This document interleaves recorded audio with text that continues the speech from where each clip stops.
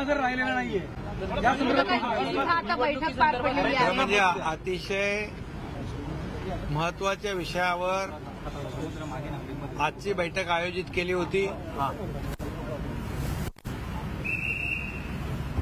त्या बैठकीला सर्व पक्षीय नेत्यांना निमंत्रण दिलं होतं आणि त्या बैठकीला सर्वांनीच उपस्थित राहण्याचं मान्य केलं होतं। काही लोकांनी व्हीसीद्वारे या बैठकीला उपस्थित राहण्याचं देखील कळवलं होतं, परंतु दुर्दैवाने या राज्यामध्ये जे काही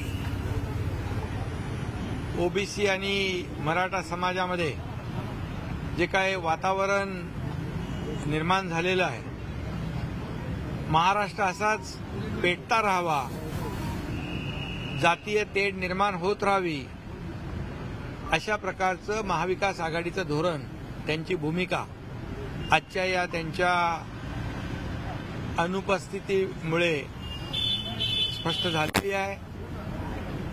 खरं म्हणजे महाराष्ट्र हा पुरोगामी आपलं राज्य आहे। या राज्यामध्ये सर्व जातीपातीची लोक गुण्यागोविंदाने राहत आहेत, खेळीमेळीच्या वातावरणामध्ये राहत आहेत आणि राज्यामध्ये कधी अशी कटुता आली, अशा प्रकारच्या घटना घडल्या, अशा प्रकारचे प्रसंग आले तर सरकार पक्ष, विरोधी पक्ष, सर्व पक्ष लोक एकत्र येऊन या ठिकाणी साधक बाधक चर्चा करून त्यामध्ये मार्ग काढत असत। अशा प्रकारची एक बैठक 1 नोव्हेंबर 2023 रोजी झाली होती आणि या बैठकीमध्ये देखील काही ठराव मंजूर केले, परंतु आता महाराष्ट्रामध्ये 2 समाजामध्ये शांतता प्रस्थापित झाली पाहिजे, दोन्ही समाजाला न्याय मिळाला पाहिजे। म्हणजे मराठा समाजाला न्याय देत असताना ओबीसीचं नुकसान होऊ नये, ओबीसीवर अन्याय होऊ नये, ही भूमिका सरकारची कालही होती, आजही आहे। तीच भूमिका आजच्या बैठकीमध्ये देखील त्यावर चर्चा केली, परंतु महाविकास आघाडीला मी मगाशी म्हटल्याप्रमाणे या दोन्ही जातीमध्ये संघर्ष, तेढ निर्माण व्हावी, तशाच प्रकारची ती जो काही तेढ आहे किंवा जो संघर्ष आहे तो तसाच कायम राहावा आणि आपली राजकीय पोळी त्याच्यामधून भाजून घ्यावी, अशा प्रकारचं जे काही चित्र किंवा त्यांची भूमिका ही आज महाराष्ट्रासमोर उघड झालेली आहे। आणि म्हणून आंदोलनकर्त्यांनी देखील या बाबीचा निश्चित विचार करावा की मराठा आणि ओबीसी या समाजाबद्दल किती प्रेम आहे या लोकांना, याचा देखील विचार करावा। आणि खऱ्या अर्थाने सरकारची भूमिका स्पष्ट आहे, सरकारचं धोरण स्पष्ट आहे। मराठा समाजाला देखील आम्ही आरक्षण दिलं 10%, कायद्याच्या चौकटीत बसून सुप्रीम कोर्टाच्या डायरेक्टिव्ह, सुप्रीम कोर्टाने जी ऑब्झर्वेशन मांडली, सुप्रीम कोर्टाने ज्या त्रुटी दूर मांडल्या, त्या त्रुटी आम्ही मागासवर्ग आयोग स्थापन करून, गठीत करून ते आरक्षण आम्ही दिलं। तेही आरक्षण रद्द व्हावं यासाठी मार्च पासून जे कोणी पिटिशन दाखल ज्यांनी केलेलं आहे त्याचाही चेहरा उघड होईल, तेही कोणाचे लोक आहेत तेही स्पष्ट होईल। म्हणजे तुम्ही कधी आरक्षण दिलं नाही, तुमच्या हातात होतं मराठा समाजाला न्याय देण्याचं, तेव्हा तुम्ही त्याला वंचित ठेवलं। तुम्ही स्वतःची राजकीय पोळी भाजली, मराठा समाजाच्या जीवावर नेते झाले, सरकार आलं, सगळं आलं, सत्ता मिळवली, परंतु मराठा समाजाला वंचित ठेवण्याचं काम केलं।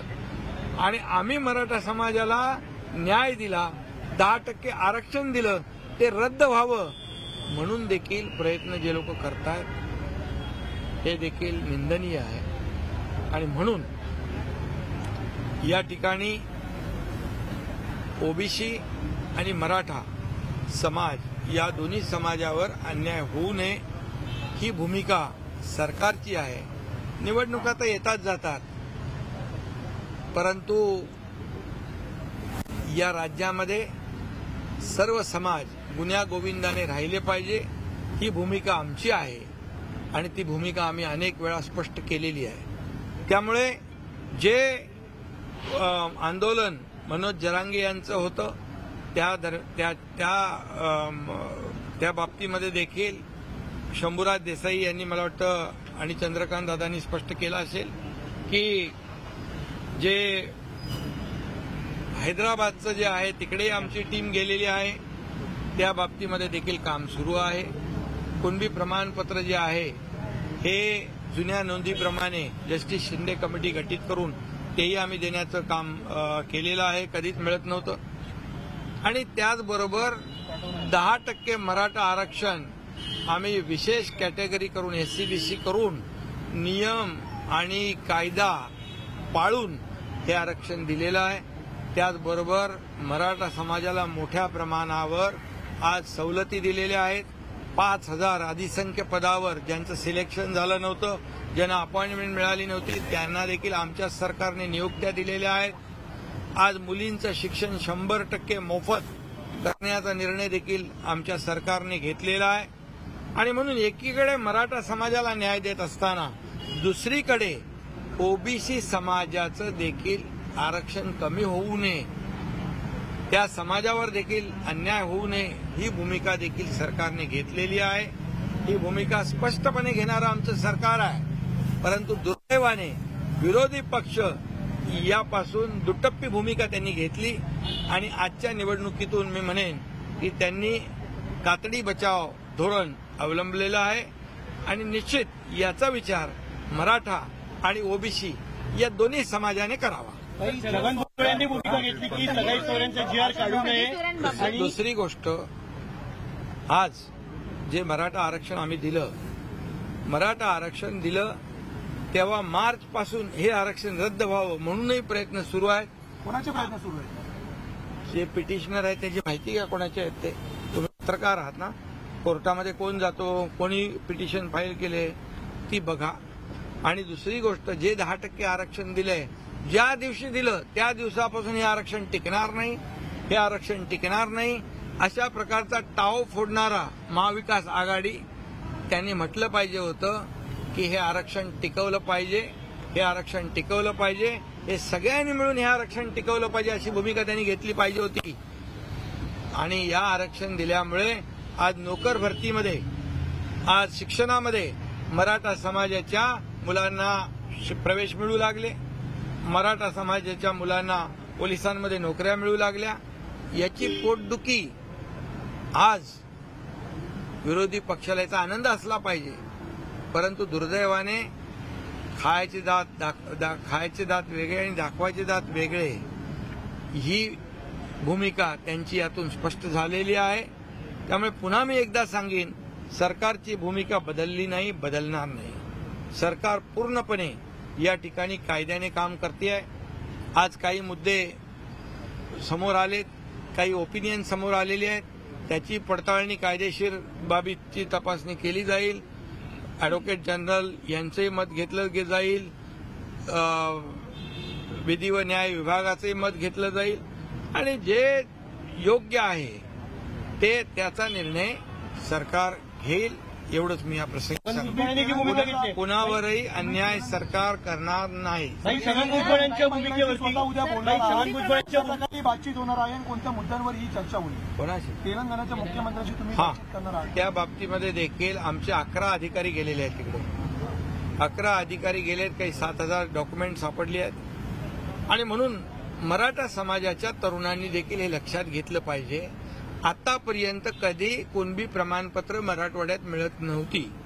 जस्टिस शिंदे कमिटी गठीत करून ज्यांच्या कुणबी नोंदी 1967 पासून आहेत अशा लोकांना कुणबी प्रमाणपत्र देण्याचाही निर्णय घेतला आणि त्याप्रमाणे कुणबी प्रमाणपत्र मिळू लागली।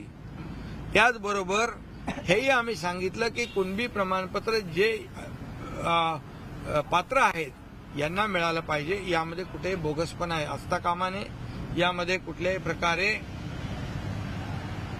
कुठल्याही अधिकाऱ्यांनी चुकीचं काम केलं तर त्याच्यावर देखील कठोर कारवाई केली जाईल असं मी यापूर्वी देखील म्हटलेलं आहे। त्यामुळे मला वाटतं मराठा समाजाने मग सारथीचा असेल, अण्णासाहेब पाटील आर्थिक विकास महामंडळाच्या माध्यमातून जवळपास 70,000 तरुणांना स्वतःच्या पायावर उभं केलेलं आहे। त्याचबरोबर सारथीच्या माध्यमातून मोठ्या प्रमाणावर लोकांना जे काही उच्च शिक्षण असेल, त्या म्हणजे नोकऱ्या असतील, या बाबतीमध्ये देखील सारथीच्या माध्यमातून देखील न्याय मिळाला आहे। नवीन नवीन जॉब ओरिएंटेड कोर्सेस आपण सुरू केलेले आहेत, त्याच्यामध्ये आणखी भर घातलेली आहे। आणि त्याचबरोबर या ठिकाणी ओबीसीसाठी देखील ज्या योजना आहेत त्या योजनांमध्ये देखील आणखी आम्ही वाढ केलेली आहे। त्यामुळे कुणालाही भेदभाव आम्ही केला नाही। सारथी असेल, महाज्योती असेल, भारती असेल, सगळे जे आहेत यांना हे सर्व मुलं जी आहेत सरकारच्या समोर एक समान आहेत, हे धोरण आम्ही ठेवलेलं आहे। परंतु विरोधी पक्षाचं धोरण आज समोर आलंय, दुटप्पीपणाचं, ढोंगीपणाचं, फक्त राजकीय पोळी भाजण्याचं। यासाठी पुन्हा एकदा मी सांगेन, मराठा समाज आणि ओबीसी समाजाने याची जाणीव ठेवावी आणि यांना ओळखावं। निवडणुकीला तोंडावरती महाराष्ट्र पेटवण्याचा प्रयत्न आहे का? कारण 2-3 महिन्यामध्ये विधानसभा निवडणुका आहेत, एकंदरीत याआधी चर्चेला येणारा विरोधी पक्ष नाही, म्हणून तर आज जे विरोधी पक्ष, मला तर काही लोकांनी सांगितलं की आणखी कोणाला, यांना बोलवा त्यांना बोलवा। मी नाव सांगतो, बाळासाहेब थोरात स्वतः मला बोलले, पृथ्वीराज चव्हाण साहेबांनी बोलवा, त्यांनी पत्र दिलं, त्यांना आम्ही निमंत्रण दिलं। काही लोक VC वरून जॉईन होणार होते आणि त्यामुळे हे आज जे काय पोटात एक आणि पोटात एक ही वस्तुस्थिती समोर आलेली आहे।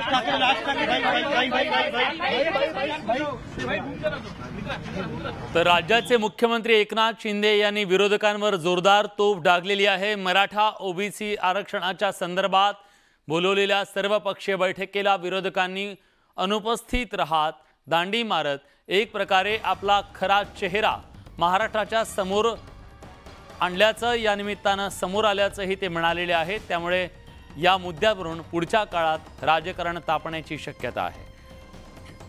गेल्या काही दिवसापासून राज्यामध्ये मराठा विरुद्ध ओबीसी असा राजकीय संघर्ष निर्माण झालेला असताना या पार्श्वभूमीवर आज तोडगा काढण्यासाठी सर्वपक्षीय बैठक बोलावली होती। यासोबत बुलेटिनमध्ये एक छोटासा ब्रेक, कुठे जाऊन